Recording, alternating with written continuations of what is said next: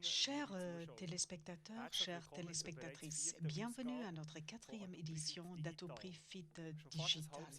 Depuis près de 6 mois maintenant, nous vous accueillons en ligne par nos événements Atopir Fit. Nous n'avons jamais pensé que nous aurions besoin de ce format pendant si longtemps. Nous avions espéré recommencer à organiser des événements présentiels plus tôt.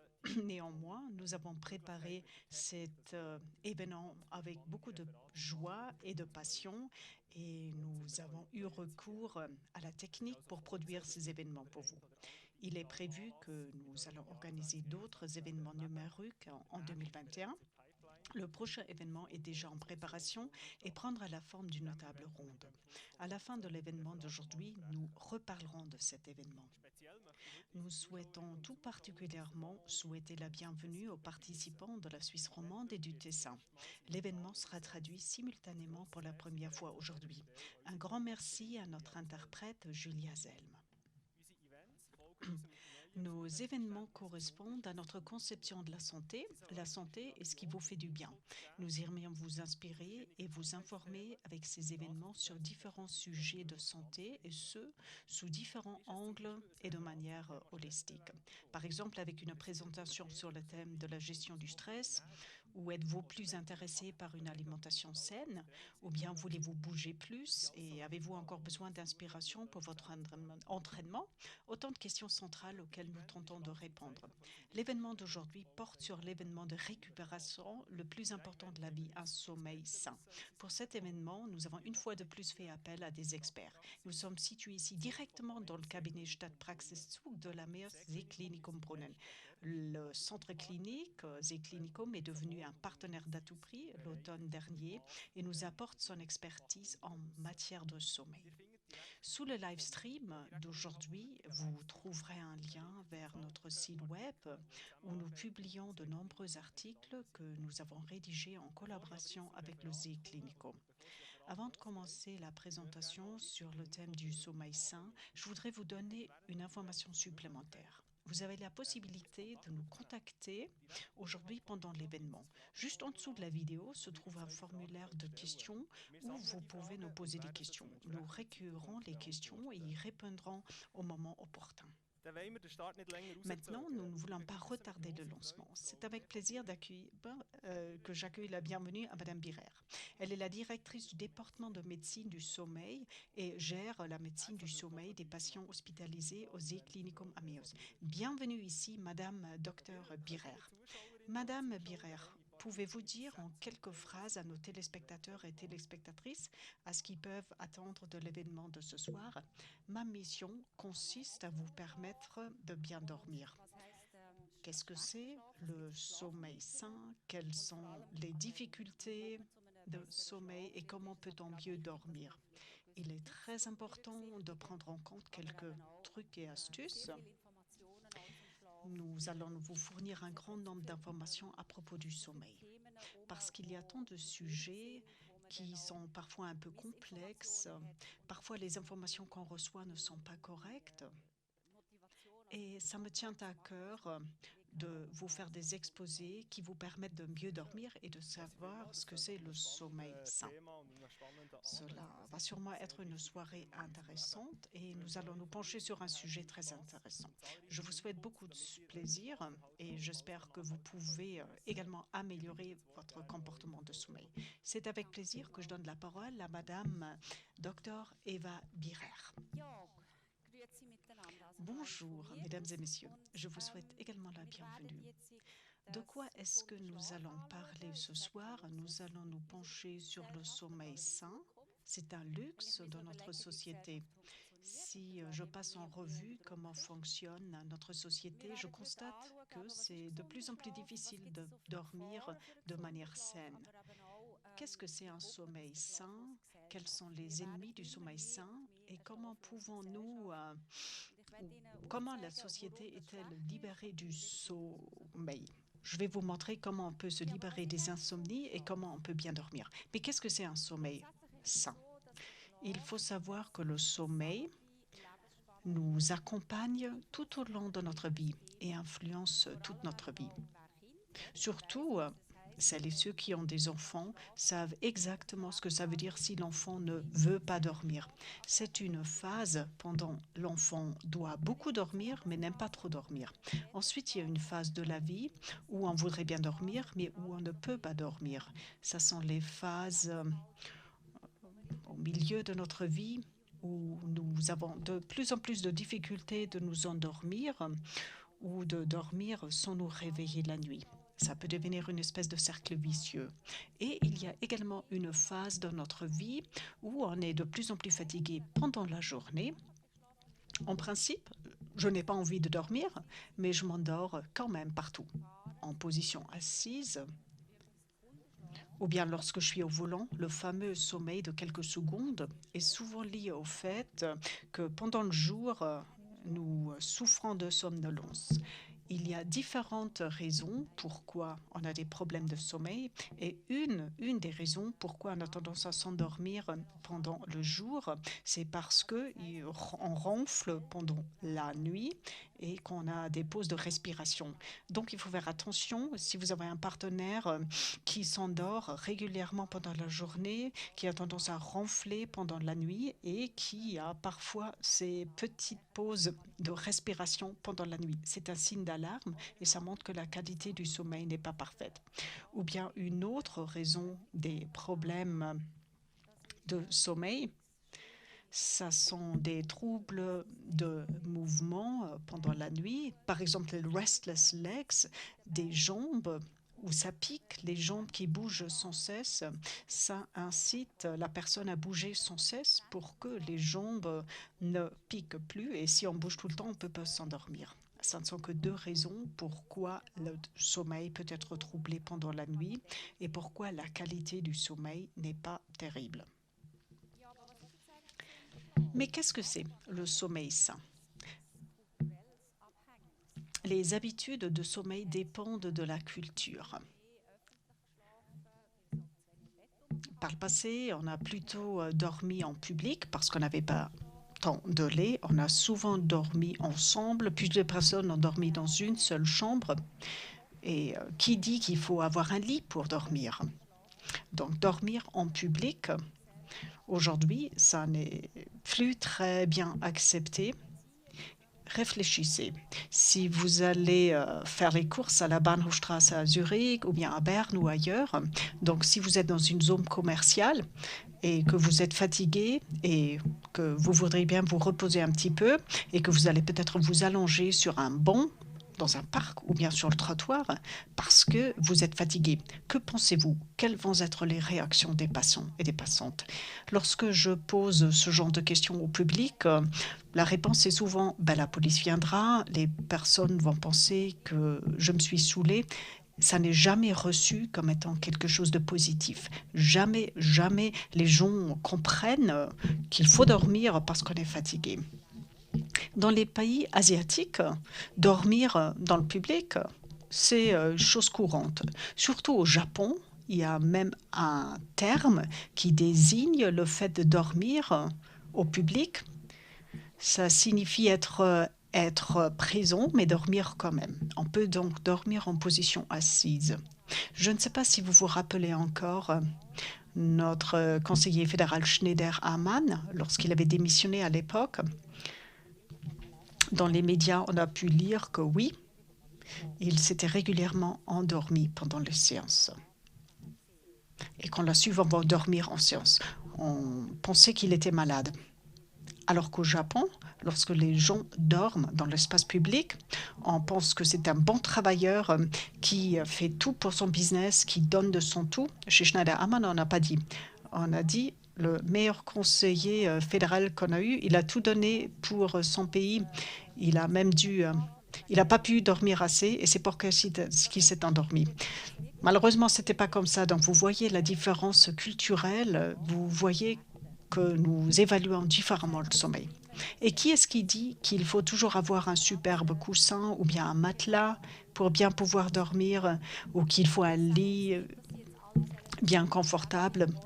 Je ne dis pas qu'il faut s'acheter le lit le moins cher pour bien dormir, mais je voulais vous montrer que notre conception du sommeil n'est pas la même que celle d'autres cultures.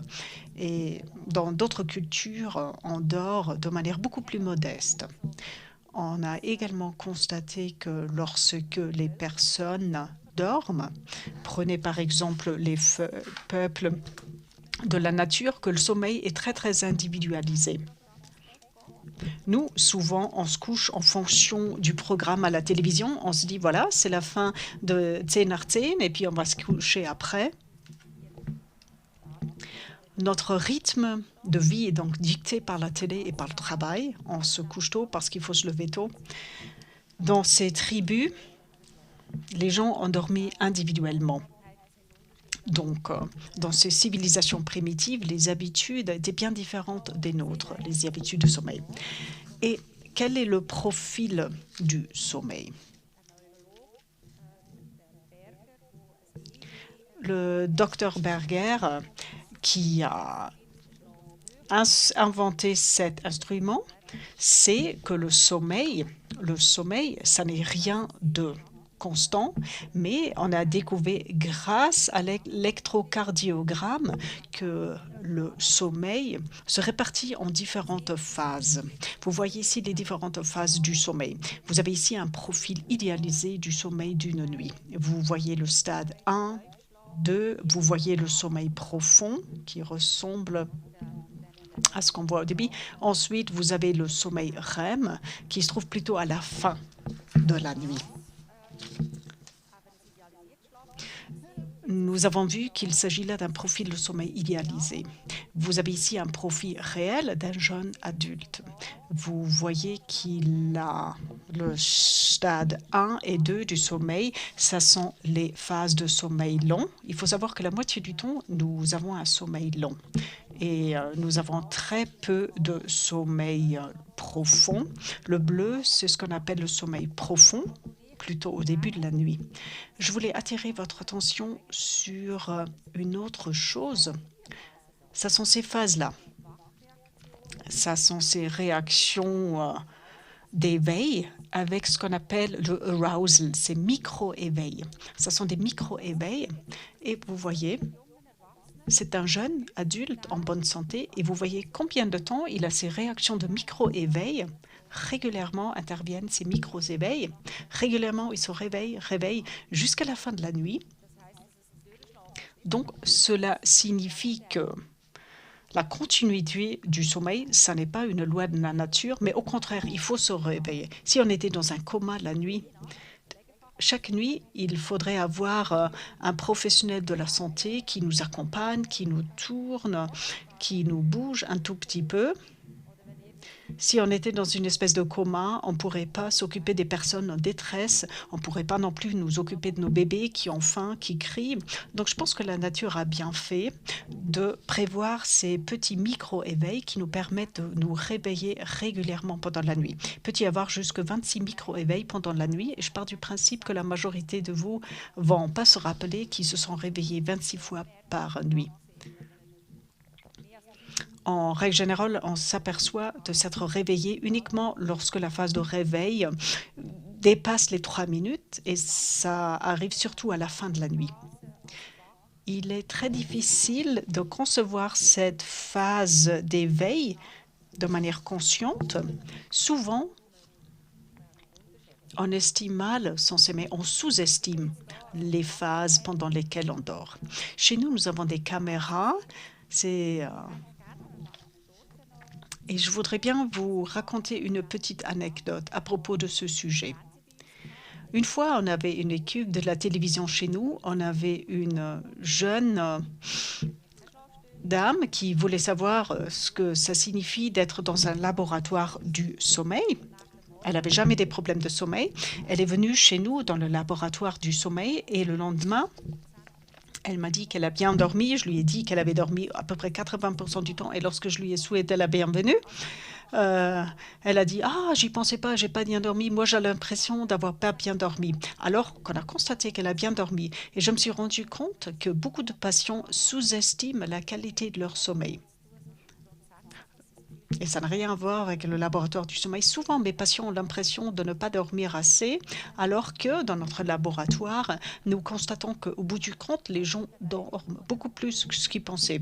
Et cette jeune dame de la télé, en effet, elle a sous-estimé la qualité de son sommeil aussi. Elle avait l'impression de ne pas avoir dormi, alors qu'elle a très bien dormi et qu'on a pu mesurer qu'elle a dormi. Ce qu'il faut savoir aussi, qu'est-ce que c'est le sommeil sain? Le sommeil sain et la qualité du sommeil évoluent au fil du temps. Nous avons aussi un graphe qui montre que ce sommeil profond change. En bas, vous avez les jours, ensuite les mois et les années. Lorsqu'on est très jeune, on a beaucoup de sommeil profond, mais beaucoup de sommeil REM aussi, donc le sommeil pendant lequel on rêve. Et nous constatons que ce sommeil profond diminue assez rapidement. Regardez, ça diminue, ça diminue.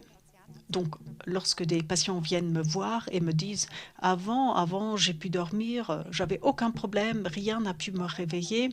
J'ai pu m'endormir très rapidement et je ne me suis même pas rendu compte que j'avais des troubles de sommeil. Et maintenant, je vois tous les petits mouvements, j'entends tous les petits bruits. Je tranquillise les gens un petit peu et je leur dis que c'est normal, qu'au fur et à mesure, avec l'âge, on dort moins profondément que comme jeune personne.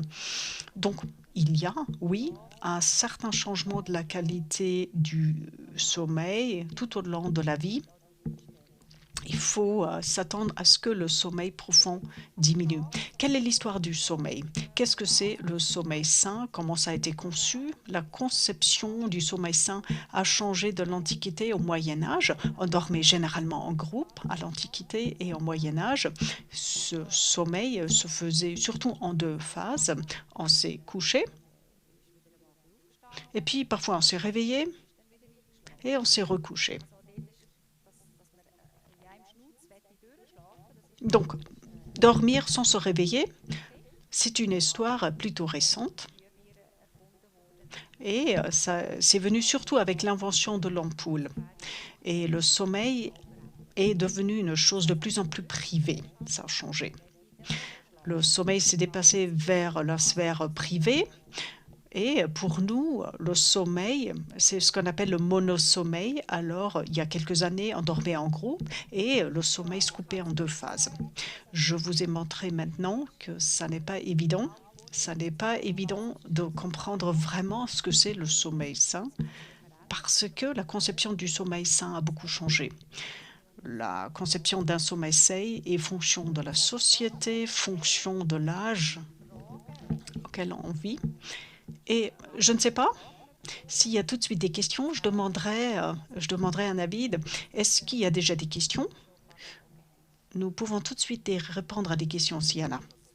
Oui, il y a beaucoup de personnes qui posent beaucoup de questions. Ça concerne surtout la continuité du sommeil. Reto a par exemple posé la question de savoir lorsqu'il se réveille. Il ne peut pas s'endormir, c'est déjà une chose. Lorsqu'il peut pas s'endormir, est-ce qu'il doit rester au lit ou est-ce qu'il doit plutôt se lever et faire autre chose? Avez-vous des stratégies pour des personnes qui ne peuvent pas s'endormir? Tout d'abord, je ne peux que répéter ce que nous avons déjà dit. Sachez que c'est normal de se réveiller. Mais nous allons voir ça plus tard. Lorsque nous commençons à trop réfléchir, à trop ruminer et broyer au noir pendant cette phase pendant laquelle on voudrait bien s'endormir, et si nous avons l'impression que 20 minutes sont passées, et je vous prie de jamais regarder la montre, regardez pas la montre si vous avez des problèmes de sommeil. Qu'est-ce qui se passe si vous regardez la montre? Vous ne faites plus que stresser et réfléchir combien de temps me reste-t-il encore et on s'énerve qu'on est à nouveau éveillé. Donc, mettez de côté votre montre et si vous avez l'impression de ne pas vous être endormi pendant 20 minutes, mieux vaut se lever. Et si on n'y arrive pas, la deuxième option, c'est de faire quelque chose au lit. Évitez de ruminer. La nuit, nous sommes justement dans dans une ambiance où on a tendance à ruminer un petit peu. Mais faites autre chose, mais nous allons revenir à ce point. Merci. J'ai une question qui concerne justement cette histoire de la montre. Ralph a dit qu'il a sa fitness tracker, sa montre, qui va également enregistrer le sommeil. Comme un grand nombre d'autres personnes, il ne sait pas si ces fitness trackers sont exacts, si on peut se fier à ces fitness trackers ou ça ne sert pas à grand-chose, tous ces gadgets. Récemment, nous avons vu les différents stades de sommeil et ces fitness trackers, ces montres, prétendent identifier ces différentes phases de sommeil. Il y a un an, je me suis penchée sur ce sujet et nous avons analysé les études et aucune étude a pu prouver de manière fiable que ces fitness trackers sont à même de définir ces phases de sommeil.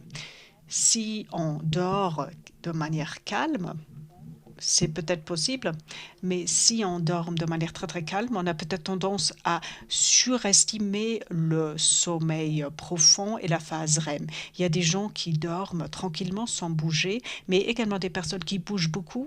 Et lorsque les personnes bougent beaucoup, un tel fitness tracker n'est pas très efficace. Moi, je ne mesurerai pas trop ce sommeil et ces phases. Je ne vais pas trop me fier à ces outils de mesure. Lorsqu'on a des problèmes de sommeil, il ne faut pas rester trop longtemps au lit. Mieux vaut y rester moins longtemps, mais essayer de dormir pendant la phase plus longue. Quels sont les dangers? Nous avons déjà vu une question, la question de Reto, et on s'aperçoit qu'en effet, le sommeil est sous une grande pression. Et pourquoi le sommeil est-il sous une grande pression? Nous sommes une société 24/24. 7 jours sur 7. Lorsque je pose la question à mon public, qui est-ce qui parmi vous vérifie encore ses emails le soir et travaille encore au lit le soir? Il y a 20 ans, personne n'a levé la main. Alors qu'aujourd'hui, c'est au moins un tiers des personnes qui me disent « Oui, moi aussi, je travaille au lit.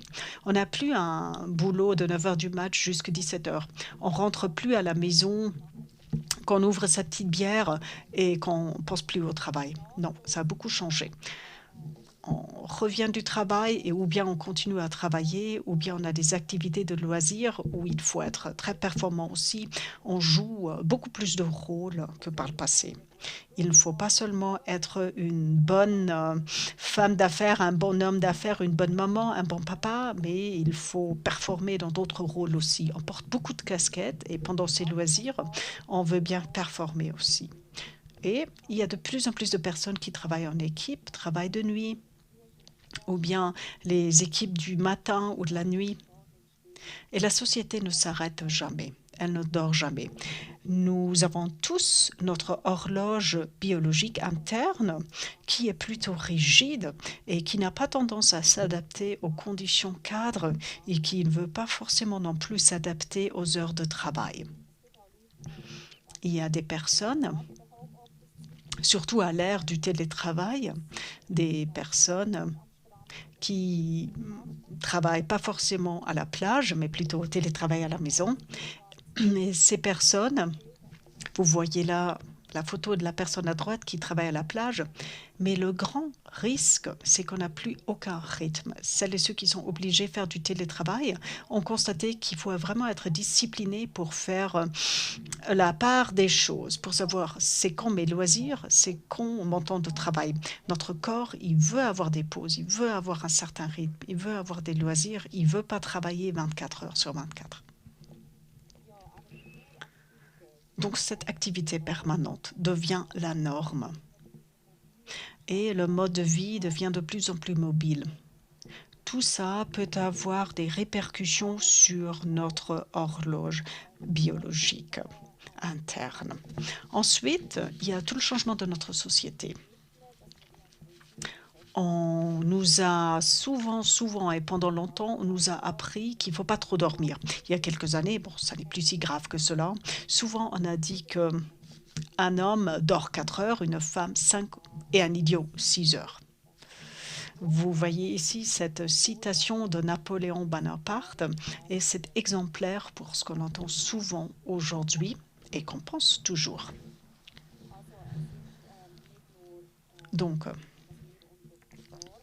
ça n'est pas seulement la norme ou les normes qui nous mettent une certaine pression, comme quoi il ne faut pas trop dormir. Ensuite, on ne se permet plus assez de sommeil. Souvent, les gens manquent de sommeil. Dans cette étude, vous voyez ce qui empêche les Suisses de dormir. Et vous voyez les deux premiers clusters avec les barres. Pourquoi est-ce que les gens ne vont pas au lit? Et la réponse principale, c'est la journée est trop courte pour tout ce que je veux faire ou je dois faire. C'est ce que j'avais dit avant. On veut tout faire, bien faire les choses, on porte beaucoup de casquettes. Et les heures de travail sont souvent très très longues. L'horaire de travail fait qu'on ne peut pas assez dormir ou pas bien dormir. Ce sont donc les raisons principales pourquoi on ne peut pas dormir. Le manque de sommeil, c'est pas la même chose qu'une insomnie. Manque de sommeil, ça signifie que on a en principe suffisamment de temps pour aller au lit et pour dormir. Mais on souffre de ce trouble du sommeil. Et ceci a des conséquences. Il y a des problèmes de concentration. Si par exemple on a affaire à des personnes qui disent « Oh, je ne dois pas beaucoup dormir, en fait, je ne dors que 4 heures », et c'est des personnes qui souffrent de manque de sommeil, on voit que ces personnes font de plus en plus de fautes parce qu'ils souffrent de problèmes de concentration. Ensuite, il y a le problème du surpoids. On grossit. Souvent, on grossit lorsqu'on ne dort pas assez. On a un système immunitaire affaibli, ce qui vous rend malade. On souffre davantage de maladies cardiovasculaires et d'une pression sanguine élevée. Les capacités cognitives diminuent parce qu'on a ces problèmes de concentration. On a l'impression d'être plus à l'auteur lorsqu'on manque de sommeil. Et on a un comportement à risque augmenté. On prend des décisions qu'on n'aurait jamais prises si on avait eu suffisamment de sommeil. Les personnes en manque de sommeil courent plus de risques.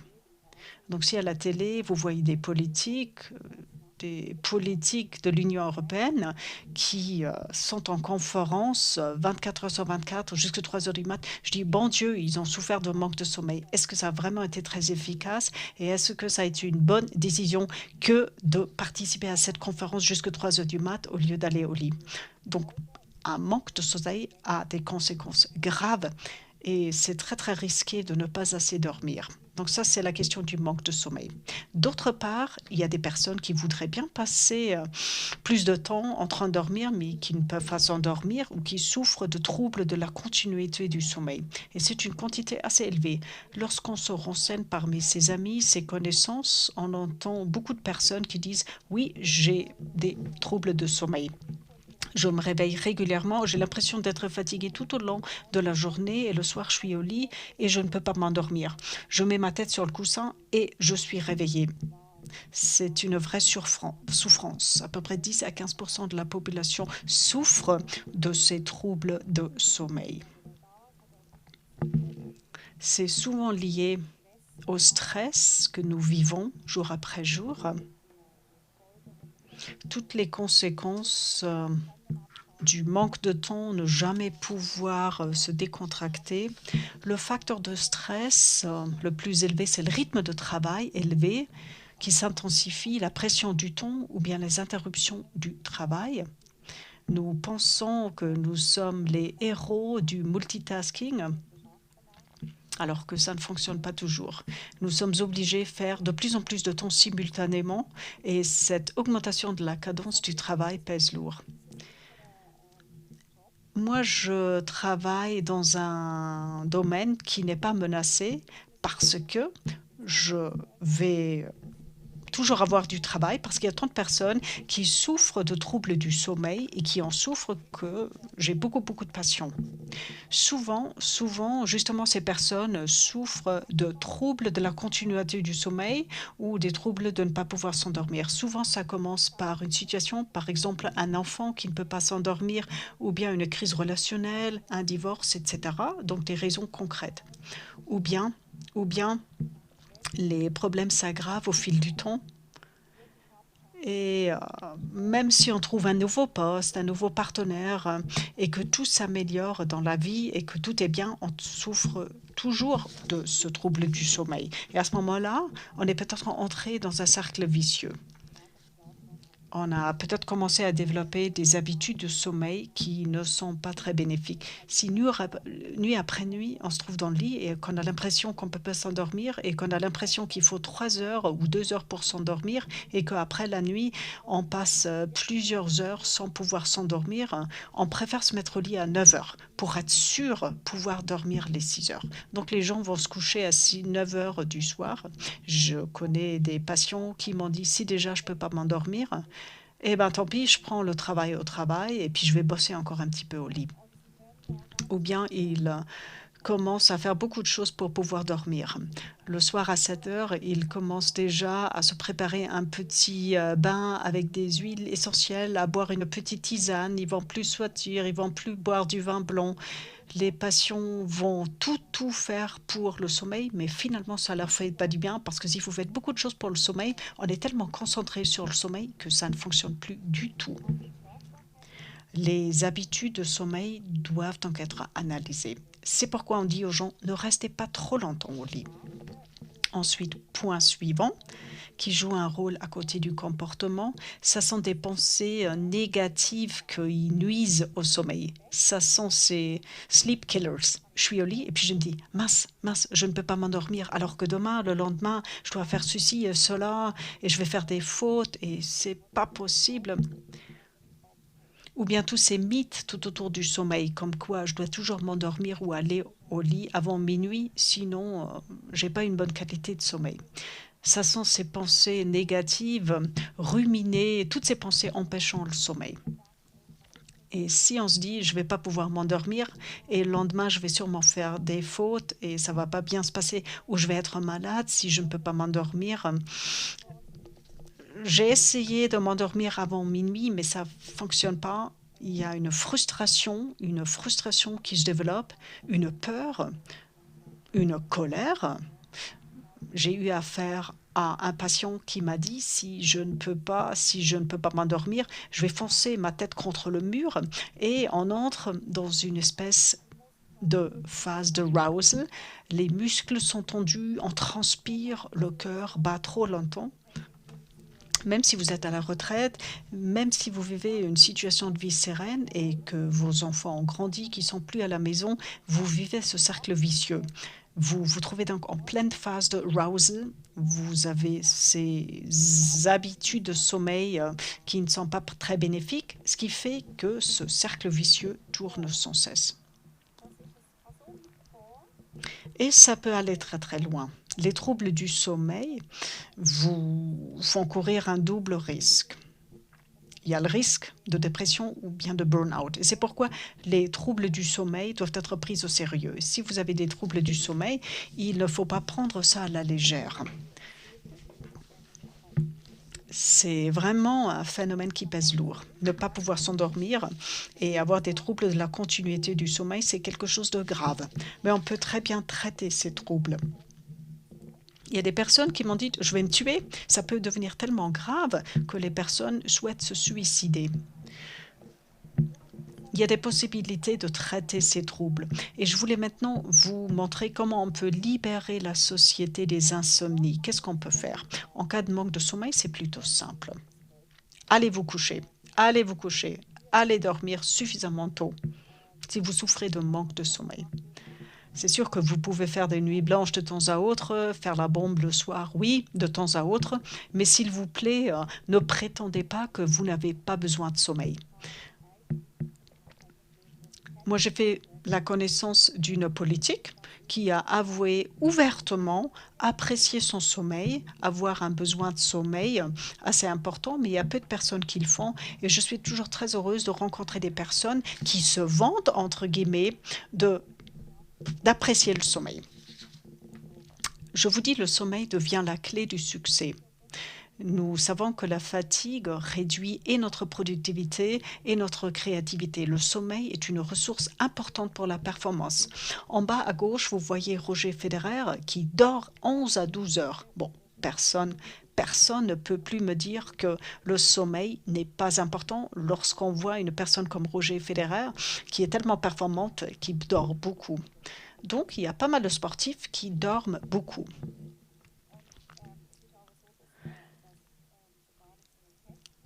y a même un TED Talk qui a été consacré au sommeil, à la qualité du sommeil. Arianna Huffington de la Huffington Post, c'est la fondatrice de la Huffington Post, est une dame qui avoue aimer dormir et dormir longtemps. Sa thèse, c'est qu'on ne peut réussir dans la vie lorsqu'on peut suffisamment dormir. Je pars du principe que quelqu'un a posé la question de savoir quand est-ce que je remarque que j'ai assez dormi. Pas tout à fait. Pas tout à fait. C'est plutôt des personnes qui s'inquiètent de ne pas pouvoir dormir. C'est pas la question du manque de sommeil, mais plutôt des troubles du sommeil. Thomas, par exemple, voudrait bien savoir si la régularité du sommeil est importante ou plutôt la durée. Est-ce que ça vaut le coup de toujours se coucher à 23 heures et de se lever à 6 heures? Oui, là, je voulais vraiment faire une distinction entre deux choses. Personne ne va toujours au lit au même moment. Mais lorsqu'il faut réapprendre à dormir, c'est très bien d'avoir une certaine régularité et de ne pas passer trop de temps au lit. Par contre, si vous allez me dire, en principe, je dors assez bien, à ce moment-là, il faut pas être trop royaliste. Donc, il est très important de se connaître, de se laisser suffisamment de temps. Et si vous êtes fatigué, vous pouvez également faire un petit power nap. Ces petites pauses sont très importantes. Ces power naps sont très, très importants. On ne peut pas être au top, en forme, de 7 heures du matin jusqu'à 23 heures. Et de temps à autre, ça fait du bien de faire une petite pause, une petite sieste. La petite sieste pour vous reposer. Les power naps, s'il vous plaît, entre 10 minutes et 30 minutes, pas plus longtemps. Parfois, une toute petite sieste est beaucoup, beaucoup plus efficace qu'un double espresso. C'est l'effet du double espresso, cette sieste. Et cette petite sieste, ce power nap, peut se faire partout. Et quels sont mes conseils pour un sommeil sain? Je pars du principe que vous souhaiterez bien avoir des conseils et je voudrais bien vous donner ces conseils. Nous avions parlé de ce cercle vicieux. Le cercle vicieux qui peut tourner, tourner, tourner. Même si on a une situation de vie plutôt sereine. Mais comment fonctionne le sommeil? Le sommeil fonctionne de la même manière suivante. Lorsque je suis suffisamment longtemps éveillée, je constitue ce qu'on appelle la pression du sommeil. Je constitue cette pression du sommeil et à un moment donné, je ne peux plus rien faire que m'endormir. Après une nuit blanche, par exemple, je suis tellement fatiguée et la pression est tellement grande que je ne peux plus dormir. Il y a des personnes qui ont battu des records. 225 heures. Pendant 225 heures, une personne n'a pas dormi. Et après, elle n'en pouvait plus. Elle a pu plus rester réveillée. Vous avez posé la question de la régularité du sommeil. Oui, c'est très important. Et puis, il faut passer moins du temps au lit si on a vraiment des problèmes du sommeil ou des troubles du sommeil. Allez uniquement au lit si vous avez vraiment sommeil. Mieux vaut aller au lit uniquement si on a sommeil que aller toujours au lit à 23 heures. Si par exemple à 23 heures vous n'avez pas encore sommeil, et je parle vraiment d'une vraie somnolence, ça ne sert à rien d'aller au lit, que vous devez faire au lit si vous n'avez pas sommeil. Réfléchissez seulement à ce qui va se passer au lit si vous êtes trop réveillé.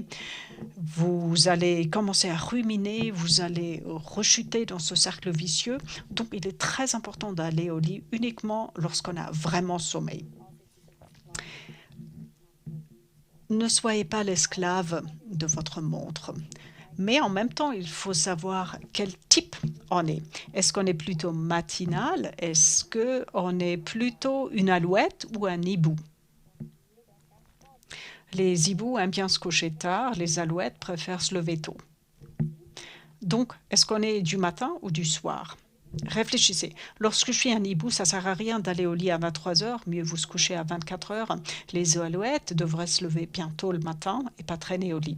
Et vous le remarquerez assez vite. Les alouettes se réveillent et vont tout de suite discuter, faire du sport, alors que les hiboux peuvent rester réveillés pendant toute la nuit et ont du mal à s'endormir après ou avant 24 heures. Les jeunes, c'est plutôt des hiboux. Avec l'âge, on redevient plutôt des alouettes. À partir d'un certain âge, c'est difficile de se coucher tard et de rester au lit longtemps le matin.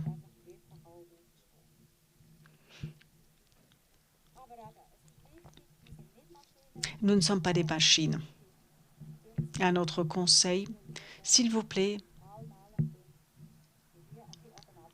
essayez vraiment de réduire progressivement l'effort mental et physique avant le coucher. Il nous faut 2 à 4 heures pour nous calmer un petit peu. Ça veut pas dire qu'il faut faire dérouler le programme intégral du sommeil, parce que si vous lancez un programme de sommeil trop sophistiqué, vous allez trop vous focaliser sur le sommeil. Qu'est-ce que je dois faire pour enfin pouvoir dormir?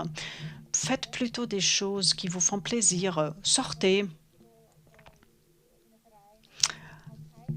Participez aux activités de votre association, de votre club.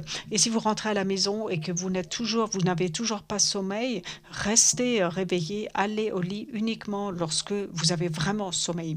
Mieux vaut faire ça que de dire je fais plus de sport, je vais plus dans mon club, dans mon association, je ne sors plus. Ensuite, introduisez un rituel de sommeil personnel, pas pendant des heures, mais peut-être se laver les dents, 15 minutes de lecture, et c'est tout. À nouveau, ne vous focalisez pas trop sur le sommeil. Ne jamais regarder l'heure la nuit. Beaucoup de personnes qui ont du mal, qui n'arrivent pas à s'endormir, souhaitent contrôler leur sommeil.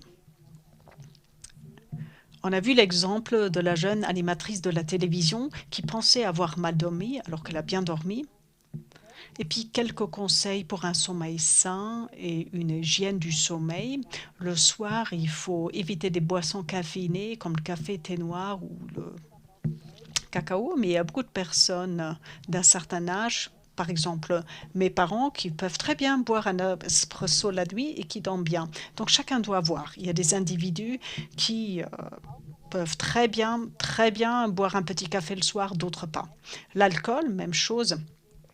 On devient, oui, fatigué après la consommation de l'alcool, mais souvent, on souffre de troubles de la continuité du sommeil parce que la métabolisation de l'alcool nous réveille. Alors, évitez l'alcool autant que possible et ne jamais l'utiliser comme somnifère. Ensuite, une activité physique régulière le jour, c'est quelque chose qui aide toujours. Ça vous permet de réduire le niveau de stress.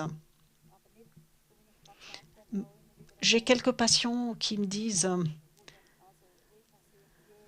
tous les jours, je me force de me rendre fatigué. Il ne s'agit non pas de se rendre fatigué, il ne s'agit pas de courir à droite et à gauche pour pouvoir dormir, mais il s'agit de découvrir des choses qui me font du bien. Si une petite promenade me fait beaucoup plus de bien qu'un jogging, allez vous promener. Il faut se faire du bien, il faut faire du bien à son corps. Ça, c'est vraiment la chose la plus importante. C'est plus important que suivre un programme de sport ou un programme d'entraînement beaucoup trop rigide pour bien dormir. Et puis, les aides à l'endormissement. Il est très important d'avoir les pieds chauds pour s'endormir. On ne peut pas s'endormir avec les pieds froids. La température du corps doit diminuer pour pouvoir s'endormir, oui, mais les pieds ne doivent pas être trop froids. 7% des hommes et 17% des femmes souffrent de pieds froids parce que les vaisseaux sanguins se rétrécissent pendant la nuit. Ils ont donc besoin de mettre des petites chaussettes la nuit. C'est pourquoi je dis à tous les hommes, si vous avez une épouse qui voudrait bien mettre des chaussettes pendant la nuit, laissez-la faire. Ou chauffez-lui un petit peu les pieds. Ça va l'aider. S'il vous plaît, ne vous moquez pas de votre épouse qui va au lit avec des chaussettes. C'est quelque chose de pratique, ça aide. Il est également très important d'éviter cette exposition permanente à la lumière. Nous savons très bien que cette lumière bleue nous éveille et ces écrans LED freine la production de mélatonine. Et mélatonine, c'est une hormone produite par notre corps. C'est l'hormone du sommeil qui nous rend fatigués.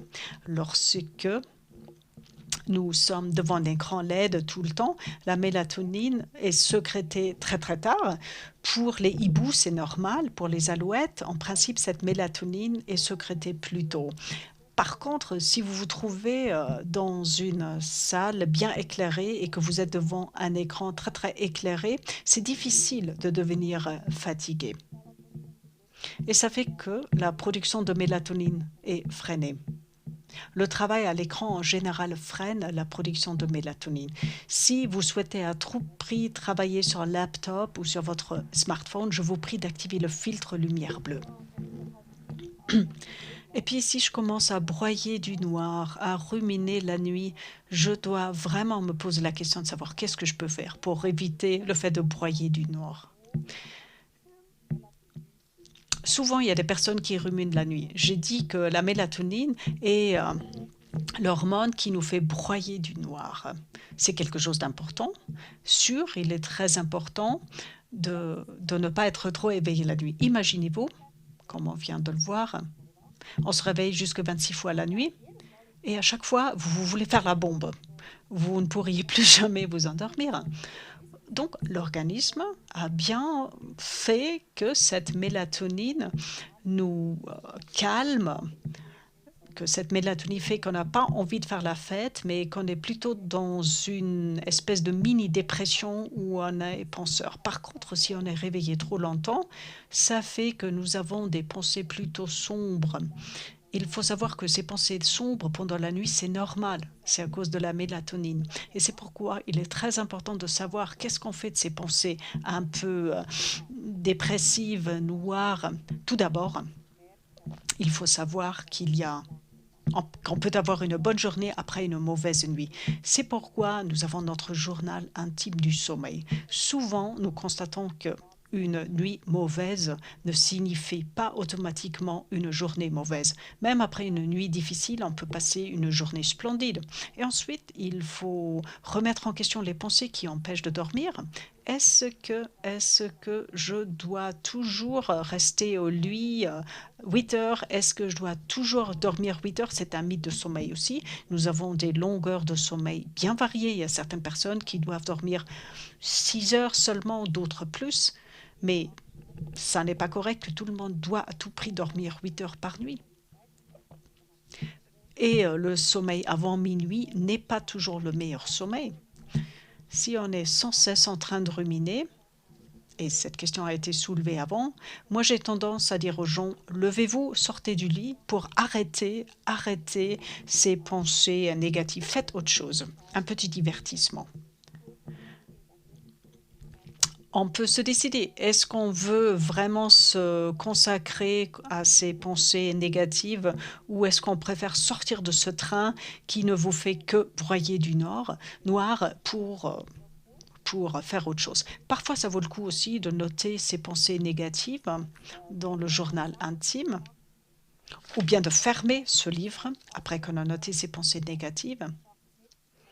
Ou alors on se dit, non, je continue, c'est très difficile pour moi de ne pas y penser. Nous ne pouvons pas supprimer nos pensées. Si c'est le cas, je me dis, ok, je vais le faire demain, et demain, je vais aller au lieu dédié pour broyer du noir, et je vais traiter tout ceci. Et vous allez voir que c'est très difficile. Le lendemain, la vie est meilleure. La nuit, on vit souvent des moments difficiles, mais c'est très difficile de vouloir résoudre les problèmes de la nuit. Les problèmes doivent être résolus pendant le jour. On a souvent essayé de résoudre les problèmes de la nuit. Le lendemain, on se réveille et tout d'un coup, on a l'impression, mais pourquoi j'étais tellement stressée? Finalement, le problème que j'ai vécu la nuit n'était pas si dur que cela.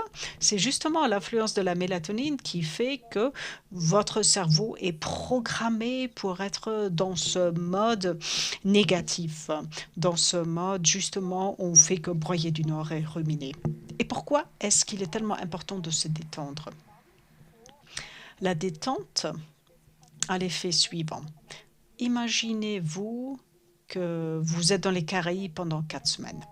Vous partez en vacances. Vous passez des vacances sublimes là-bas. Ensuite, il y a quelques petits facteurs stressants. Facteurs de stress. Après 4 semaines, vous êtes vraiment décontracté. Ensuite, il y a quelques facteurs de stress qui interviennent, comme par exemple la perte d'une carte crédit. Et on voit que la perte de la carte crédit, c'est un facteur de stress. Ça ne va pas tout de suite provoquer des nuits blanches, ça non. Mais vous avez de premiers troubles du sommeil. Vous rentrez à la maison et vous savez très bien que vous allez très rapidement rechuter dans les vieilles habitudes. Lorsqu'on reprend les vieilles habitudes rapidement, la tension globale est très rapidement élevée. Et si vous perdez votre carte de crédit, lorsque la tension globale est déjà élevée, très très rapidement, on passe le seuil de l'insomnie, où on commence à redévelopper des problèmes du sommeil. C'est pourquoi il faut vraiment essayer d'intégrer la détente dans son quotidien. Il faut essayer de se détendre sans cesse pendant le jour et le soir aussi. Et cette détente, c'est pas des choses vraiment très très compliquées, mais ça peut être des choses toutes simples. Essayez d'éviter ces facteurs de stress, surtout le soir. Et j'ai dit que la détente, ça n'est rien de très spectaculaire. Par exemple, marcher tranquillement, faire une petite promenade ou bien un repas avec des amis, une fois que ça sera possible. Je sais que pour l'instant c'est un peu difficile, mais justement une soirée conviviale avec des amis où on mange ensemble, ou bien des exercices de détente, méditation, yoga, mais s'il vous plaît pas pour bien dormir ou à cause des troubles du sommeil, mais parce que ça vous détend et parce que ça vous fait du bien. Dès qu'on commence à trop faire pour le sommeil, on réentre dans ce cercle vicieux, on redevient crispé. Il faut que vous fassiez du bien. C'est pourquoi cette question de la montre est tout à fait pertinente. Je préfère que les gens ne regardent pas la montre ou le fitness tracker. Je préfère que les personnes se détendent sans regarder l'heure. Mieux vaut passer moins de temps au lit, mais passer un bon moment au lit. Et jamais trop se concentrer sur le sommeil. Le sommeil, c'est comme un petit oiseau qu'on a en main. Si j'ai un oiseau sauvage dans ma main et que je veux le prendre en main, qu'est-ce qui se passe avec cet oiseau? Si je veux vraiment le toucher, le prendre, le serrer dans ma main, il va s'envoler. Il va s'envoler, exactement. Et la même chose se produit avec le sommeil. Si je suis dans mon lit et que je veux toujours bien faire et que je veux dormir et je me dis je dois encore faire cela, je dois me rendre fatigué, je dois faire me détendre, je dois faire ceci, à ce moment-là, on, on revit la vie de ce moineau, de ce petit oiseau qu'on essaie de serrer dans la main.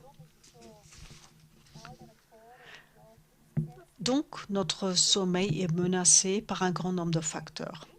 Donc, on peut se poser la question de savoir un sommeil sain, est-ce que c'est un luxe d'avenir? Est-ce qu'à l'avenir, on saura encore bien dormir? J'y ai pensé longuement. Un bon sommeil est rare et donc précieux. C'est un luxe au sens positif du terme. Le sommeil est sous une pression de plus en plus importante et le sommeil est nécessaire, c'est une condition de base pour la performance. C'est un luxe parce que notre vie s'accélère. Ça fait donc que nous aurons un besoin accru en décélération. D'une part, il faut faire de plus en plus, mais d'autre part, la vigilance, l'attention et la décélération sont un besoin que tout un chacun ressent de plus en plus intensément et le sommeil en fait partie. Autrefois, les dormeurs étaient les perdants. Alors aujourd'hui, j'ai de plus en plus l'impression que les dormeurs sont plus détendus, appréciés en ce que les dormeurs sont plus décontractés, plus sains et sont plus enviés et reconnus.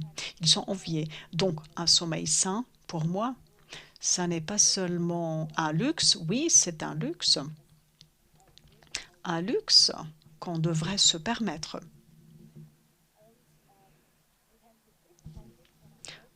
Heureusement, nous avons beaucoup de possibilités thérapeutiques aujourd'hui pour optimiser le sommeil. Optimiser, non pas au sens je dois dormir encore mieux, encore plus profondément, pour passer encore moins de temps au lit, donc pour avoir moins de manque de sommeil, mais nous savons maintenant comment on peut remédier aux troubles du sommeil et ce qu'on peut faire pour optimiser la qualité du sommeil. Et nous savons que c'est beaucoup, beaucoup plus efficace que les somnifères. À court terme, les somnifères, ça aide, mais à la longue, ça n'est pas très utile parce qu'on rentre dans ce cercle vicieux et on est obligé de prendre ces somnifères. Le progrès thérapeutique vise à casser ce cercle vicieux et on le casse à plusieurs niveaux. On constate, OK, une fois que quelqu'un passe trop de temps au lit, qu'on réduit la durée au lit, qu'on crée cette pression du sommeil, on demande à la personne de moins se focaliser sur le sommeil, on apprend à la personne de se concentrer sur ce qui lui fait du bien, on apprend à la personne à sortir de ce cercle vicieux, de broyer du noir. Et on apprend aux personnes des mesures et des moyens de détente. On fait ça en milieu ambulatoire ou bien stationnaire. Voilà ce que nous proposons. Le sommeil est un élément important de la prévoyance de la santé. Ce n'est pas seulement l'alimentation saine et un style de vie actif, le sport, l'activité physique ou bien un bureau ergonomique, mais le sommeil fait partie de la prévoyance de la santé aussi. Et nous devrions vraiment nous offrir ce luxe d'un bon sommeil ou bien assez de sommeil, une fois qu'on a la possibilité.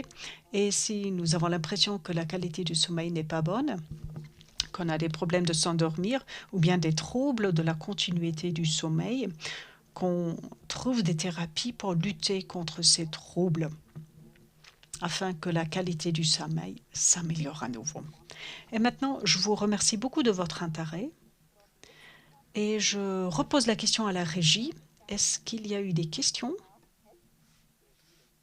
La régie va tout de suite vous afficher ces questions. Merci beaucoup, Madame la Docteur Birer. Ça a été un aperçu passionnant et j'ai vraiment beaucoup apprécié de votre manière de présenter les choses. Ça a été bien compréhensible. Merci beaucoup. Et toute la communication avec la caméra était parfaite aussi. Voilà, je me suis imaginé être en face de personnes et non pas d'une caméra. Il y a encore 2 ou 3 caméras questions qui ont été posées. Vous avez déjà répondu à certaines de ces questions. Il y a encore une question passionnante qui a été posée. Je pars du principe qu'il s'agit plutôt d'une personne jeune qui a posé la question, qui souffre de manque de sommeil en semaine, qui ne dort pas assez en semaine et qui essaye de compenser, de rattraper pendant le week-end. Est-ce que c'est possible? On dit que oui, un certain manque de sommeil peut être compensé et devrait être compensé, mais la majorité des jeunes, surtout lorsqu'ils sont très très jeunes, passent la vie avec un manque de sommeil. Je l'ai déjà dit. Les personnes très très jeunes sont plutôt des hiboux, alors que notre société est hostile aux hiboux, car l'école commence très très tôt, les postes d'apprentissage, tout commence tôt. L'université, tout commence tôt, beaucoup trop tôt pour ces jeunes qui sont plutôt des hiboux. Et les jeunes préfèrent être réveillés jusqu'à minuit. Donc, ils souffrent de manque de sommeil et ils essaient de récupérer un petit peu le week-end. Ce qui n'est pas possible, c'est d'accumuler ce manque de sommeil pendant des années. On ne peut pas consacrer quelques années après au sommeil pour récupérer. Ça n'est plus possible. Et puis, une autre question, c'est une personne qui dit qu'elle adore mettre le mode éveil sur le smartphone. Donc le réveil, il a été fixé, mais il y a cette phase de sommeil. Si la personne aime bien rester au lit encore pendant 10 minutes ou 15 minutes au lit alors qu'elle s'est déjà réveillée, si la personne ne se sent pas fatiguée pendant la journée, qu'elle profite de sa journée, qu'elle a l'impression que le sommeil c'est une bonne chose, je dis que c'est tout à fait OK de rester au lit une fois que le réveil a sonné. Des personnes qui ont des troubles du sommeil me disent souvent que rester au lit après que le réveil a sonné leur fait pas du bien. Et lorsque les personnes souffrent de troubles du sommeil, je recommande toujours de se lever tout de suite une fois que le réveil a sonné. pour plus tard créer cette pression du sommeil. Mais rester au lit une fois que le réveil a sonné pendant quelques minutes au corps, ça n'est pas nocif, ça non. Merci. C'est toujours une tentation de rester au lit encore un petit moment. La dernière question que je voudrais bien encore discuter avec vous, c'est les appartements où on entend tous les petits bruits. Il y a une personne qui nous a écrit, elle a dit qu'elle avait vécu dans une maison individuelle où elle a toujours bien dormi et maintenant elle vit dans un appartement où on entend les voisins et tout. Est-ce qu'il y a des stratégies pour ne pas entendre tous ces bruits des voisins? Est-ce qu'on peut utiliser les Europax? Oui, ça aide beaucoup, à tout prix, oui. Bouchez-vous les oreilles avec la cire, Europax, ou bien faire une espèce de framing. Les bruits qui vous gênent, il faut essayer de ne pas se concentrer sur ces bruits qui vous gênent et essayer de les accepter, faire avec, accepter le fait de vivre dans un appartement où on entend les voisins.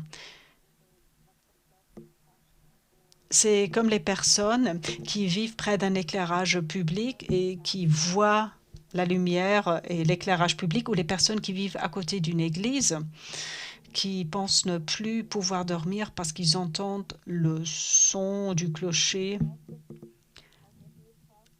Essayez d'augmenter la pression du sommeil. N'allez pas au lit si vous êtes trop éveillé, parce qu'à ce moment-là, vous devenez attentif et vous n'attendez que le son du clocher de l'église. Allez au lit une fois que vous êtes vraiment, vraiment fatigué. Comme ça, la pression du sommeil augmente et comme ça, vous êtes moins attentif. J'aimerais bien vous poser une question. Les mythes du sommeil. Je ne sais pas si vous l'avez déjà dit. Un autre mythe du sommeil, dont on entend souvent parler. Il y a 5 ans, j'aurais dit, c'est un mythe, mais il y a une étude qui a fait un léger lien entre la pleine nuit et des insomnies. On ne sait pas vraiment. Mais il y a des études récentes qui ont montré qu'il y a vraiment un lien entre la lune pleine et l'insomnie. Mais ne vous concentrez pas trop sur cette pleine lune. Dès que vous savez que c'est la pleine lune, vous n'allez pas dormir. Dormir, c'est un sujet hyper intéressant et on pourrait en discuter pendant des heures. Je voulais encore vous excuser pour la première question. Apparemment, vous ne l'avez pas entendu à la maison. C'était des questions. Une question concernait le fitness tracker et l'autre question concernait la tendance à ruminer la nuit. Merci beaucoup. Je vous remercie une fois de plus. Avant de vous laisser partir, j'aimerais vous donner encore 2 informations. Le financement du traitement des troubles du sommeil est une question brûlante.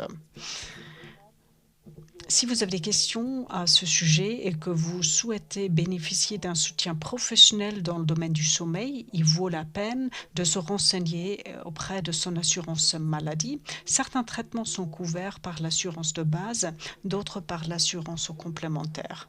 Donc, pour plus de détails, veuillez nous écrire et prenez contact avec votre caisse d'assurance maladie. Nos spécialistes se feront un plaisir de vous conseiller. Regardez là en bas, vous voyez notre adresse email. Vous pouvez nous contacter sous cette adresse et nous allons regarder vos dossiers avec nos spécialistes, surtout les dossiers de celles et ceux qui sont assurés chez nous. La deuxième information fait référence au fait que nous pouvons encore nous améliorer pendant ces live stream. Dans la barre grise sous la vidéo, il y a un lien vers un formulaire de feedback. Faites-nous savoir si vous avez apprécié l'événement et ce que nous pouvons encore améliorer. Nous profitons tous de votre feedback. Et enfin, j'aimerais attirer votre attention sur le prochain événement numérique à tout prix FIT. Aujourd'hui, il a été publié. Le 15 avril, nous discuterons avec des experts, des influenceurs, des blogueurs et des utilisateurs des médias sociaux et de leur impact sur notre santé. Veuillez vous inscrire immédiatement après cet événement, si vous ne l'avez pas encore fait. Vous pouvez trouver des informations directement via le lien situé sous la vidéo. Les médias sociaux nous font-ils vraiment du bien? Nous vous remercions beaucoup, beaucoup pour votre attention et votre temps. Nous remercions Madame Dr Eva Buirin. Merci beaucoup. Je vous souhaite une bonne fin de soirée et bien entendu une bonne nuit de sommeil. Et je vous souhaite encore quelques heures bien décontractées avant d'aller vous coucher. Au revoir et prenez soin de vous, s'il vous plaît. Au revoir, mesdames et messieurs.